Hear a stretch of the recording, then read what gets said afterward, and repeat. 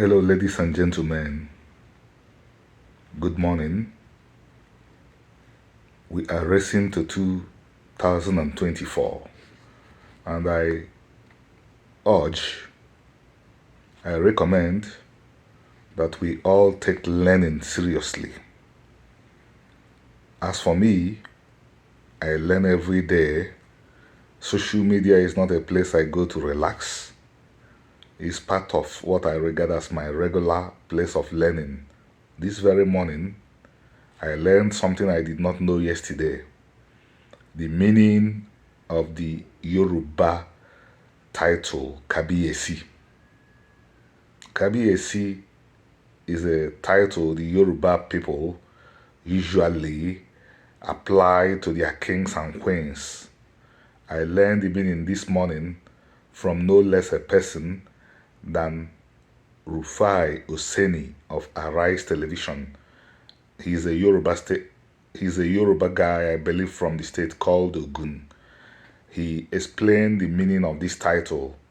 It means the one that no one dares argue with.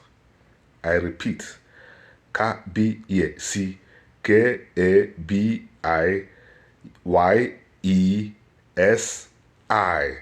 Kabiyesi. We have all, as people who were raised in Nigeria, some of us spent so many years in Yoruba land, like I did my law school in Yoruba land, and I spent 10 years of my life practicing law in Yoruba land. We all hear the title or the word Kabiyesi, but until this morning I did not know its meaning. Until this Yoruba journalist explained what it means. The person that no one dares argue with. Usually, not usually, but all the time applied to kings and queens of the Yorubas. He was trying to explain why Nigerians have been normed into not requesting good leadership from their leaders.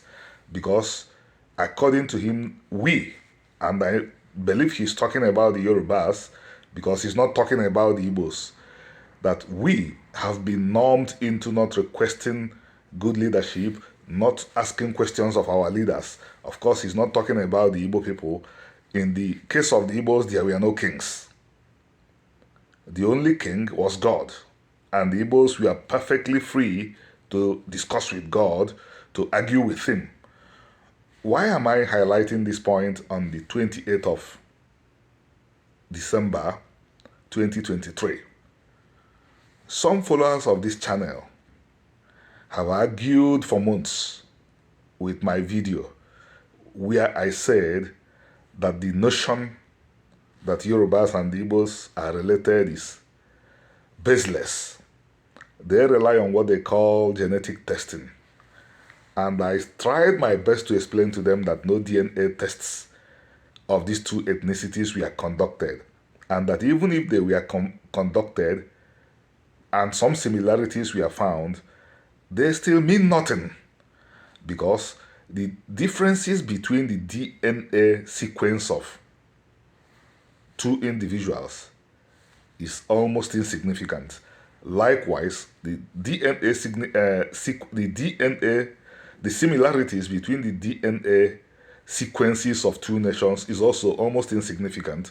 Same thing applies to even the DNA sequences of things like human beings and bonobos. Bonobos is a type of ape.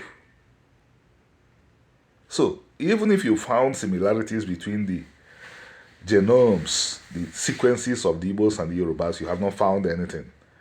Simply, some people, smart Alex, are misusing DNA to mislead people. If you want to know who a people are, look at their culture, the way they do things, what they believe, what they eat, how they live. That gives you the greatest clue of who a people are. I deliberately and only went into looking at my DNA to establish something. I went into DNA studies to establish something as far as my origins are concerned. my culture and my history had already said who I am and where I came from. I needed DNA to help me to solidify the migration routes, the places I have been to in this world. DNA can help you to do that. But you have to look at history, it's too important. You have to look at culture, it's also too important. If your culture and your history are not able to give you a clue about where you are coming from, if you think that DNA alone can solve the problem, I doubt if it could. And I believe it couldn't. Because what DNA at best will do is to push you to an area. But you still have to look for people who act the way you act. Those people are your closest relations. I don't know if I'm making sense. I'll yield at this stage. Thank you.